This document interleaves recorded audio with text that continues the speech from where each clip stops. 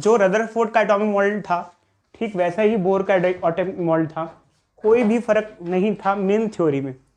बस फर्क था तो कुछ कॉन्सेप्ट्स और बोर ने ऐड कर दिए थे, मतलब ये नहीं था कि बोर ने अपनी तरफ से काफ़ी कुछ चीज़ें ऐड ऑन की, बट जो कॉन्सेप्ट्स थे वो काफ़ी इंपॉर्टेंट हैं। जैसे कि जो कमी थी, जो लिमिटेशंस थी रदरफोर्ड में, बोर ने हटाई थी। जैसे पहला था कि उसने बताया था कि जो एटम है उसमें जो इलेक्ट्रॉन है वो स्टेबल स्टेट्स में घूमते हैं, जिसमें जो इलेक्ट्रॉन घूमता है उसकी एनर्जी डिफाइंड होती है, ऐसा नहीं कि चेंज होती रहे।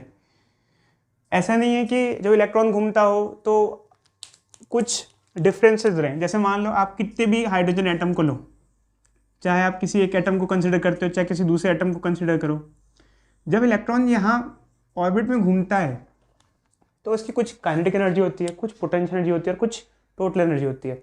आप किसी भी हाइड्रोजन एटम में उठा के देखोगे, आपको सारी की सारी वैल्यूज़ कैसे दिखेंगी? सेम दिखेगी, डिफरेंट कुछ नहीं होगा। यहाँ तक कि इधर देखो बच्चे, इतना भी फिक्स होगा कि वो जो इलेक्ट्रॉन है उसका रेडियस भी फिक्स होगा, उसकी वेलोसिटीज भी फिक्स होगी, उसका मोमेंटम भी फिक्स होगा। तो हर चीज़ क्या होती है? फिक्स्ड होती है। मतलब नेचर ने हर चीज़ को क्या बनाया है? रैंडम नहीं बनाया है। क्या बनाया है? डिफाइंड किया हुआ है कि जो इलेक्ट्रॉन घूमेगा ऑर्बिट में तो उसकी वैल्यूज़ डिफाइंड है, प्री डिफाइंड है, ऐसी होगी तो ऐसी ही होगी। फर्स्ट ऑर्बिट में ये होगी तो सेकंड ऑर्बिट में ये होगी। ऐसा नहीं है किसी एक एटम में ऐसा हो जाए, किसी दूसरे एटम में अलग हो। हर एटम में आपको हर चीज़ लगभग कैसे देखने को मिलेगी? सेम देखने को मिलेगी बेसिक तरीके से। तो ये फर्स्ट पॉस्टुलेट बताता है। सेकंड पॉस्टुलेट ये बताता है, ये काफ़ी यूनिक सा है। ये कहता है जो इलेक्ट्रॉन घूमता है ऑर्बिट में उसमें जो एंगुलर मोमेंटम होता है हाइड्रोजन एटम में वो h/2π का मल्टीपल होता है। अब ये क्या है? देखो जब मैं आपको पहले ही से बता दूं, चाहे वो बोहर एटॉमिक मॉडल हो चाहे वो रदरफोर्ड एटॉमिक मॉडल हो, ये दोनों के दोनों मॉडल सिर्फ हाइड्रोजन एटम की बात करते हैं। ये हाइड्रोजन एटम से ऊपर नहीं है। समझो मेरी बात को, ये मॉडल दोनों हाइड्रोजन एटम से ऊपर नहीं है। तो हाइड्रोजन एटम में मैंने आपको बताया है, जैसे मान लो कोई इलेक्ट्रॉन किसी ऑर्बिट में घूम रहा है, अगर वो जंप कर जाए तो हायर ऑर्बिट में चला जाता है, फिर और जंप कर जाए तो और हायर ऑर्बिट में चला जाए। जैसे हाँ बच्चा, एनर्जी मिलेगी तो जंप कर जाएगा, ठीक है। तो जैसे मान लो किसी भी ऑर्बिट में अगर हम देखें जैसे, तो उसका जो एंगुलर मोमेंटम होता है वो होता है NH/2π। अब ये कैसे आया? बहुत यूनिक सी बात थी भाई, कैसे कैसे बोहर ने डिराइव किया, कैसे कैसे निकाला। यहाँ पर क्या क्या चीज़ें क्या क्या हैं देखो बच्चे। H तो जैसे हम सबको पता है, क्या होता है बच्चे बोलो? Planck's constant. 2 है, पाई। N ऑर्बिट है जिसको ऑर्बिट में होगा, ऑर्बिट नंबर, मतलब first orbit, second orbit, third orbit. जैसे अभी आमतौर पे हाइड्रोजन एटम में इलेक्ट्रॉन किस ऑर्बिट में रहता है यार? आमतौर पे अपने घर में रहता है, ग्राउंड स्टेट में रहता है, फर्स्ट ऑर्बिट में रहता है आमतौर पे। तो यहाँ L होता है बच्चे, वो एंगुलर मोमेंटम होता है। जब हम 11th क्लास में थे तो हमने पढ़ा था एंगुलर मोमेंटम को हम L से डिनोट करते हैं, ठीक है बच्चों। अब हम तीसरे पॉस्टुलेट पे आते हैं। और तीसरा पॉस्टुलेट हमारे लिए न्यूमेरिकली पॉइंट ऑफ व्यू से बहुत इंपॉर्टेंट है, क्योंकि आगे जितना भी पोर्शन होगा वो हम न्यूमेरिकल का थर्ड पॉस्टुलेट के बेसिस पे करेंगे। थर्ड पॉस्टुलेट क्या है बच्चों? ध्यान से समझना।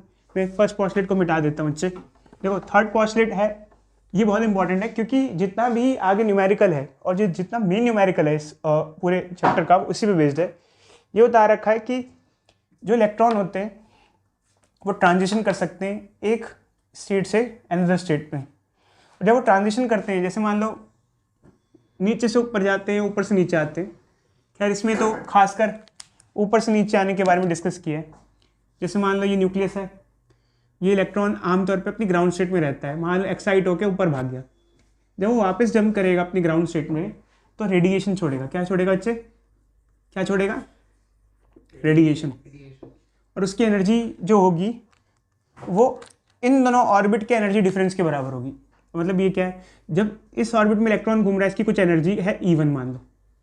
जब इलेक्ट्रॉन इस ऑर्बिट में घूम रहा है, इस ऑर्बिट में इलेक्ट्रॉन की टोटल एनर्जी, ध्यान रखना बच्चों, हम काइनेटिक पोटेंशियल की नहीं बात करें, मैं फिर से कह रहा हूँ टोटल एनर्जी। मान लो इधर देखो बच्चे, इधर देखो, एक इलेक्ट्रॉन घूम रहा है यहाँ पर, इसकी टोटल एनर्जी E1 है इस ऑर्बिट में। अब वो जंप करके मान लो यहाँ चला गया, यहाँ इसकी टोटल एनर्जी कितनी है? E2 है। तो जब वो कूदेगा तो जितना डिफरेंस होगा उतनी एनर्जी की, जो डिफरेंस होगा इन दोनों का डेल्टा E, उतनी एनर्जी की EM वेव रिलीज करेगा। EM वेव की एनर्जी क्या होती है? hν। मैंने आपको बताया था बच्चों, जब पढ़ाया था डुअल नेचर पढ़ाया था, तो मैंने कहा था कि जो रेडिएशन होता है उसकी एनर्जी क्या होती है? hν या hc/, रेडिएशन की एनर्जी hc/λ।